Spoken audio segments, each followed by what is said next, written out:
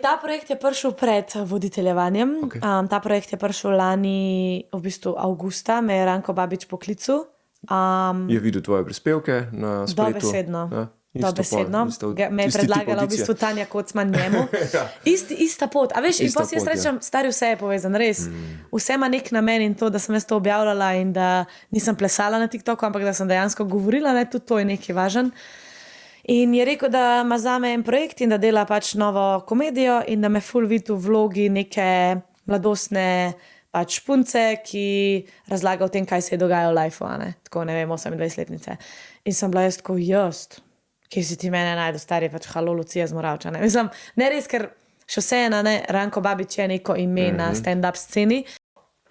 Ja, in potem sva šla na eno kavo sva šla na petek in on ni imel scenarija pa nič, on je imel sam idejo in on je meni rekel, no, v ponedeljek mi sporoči, a si za, jaz te vidim v tem ful. In jaz tako, po eni kavi.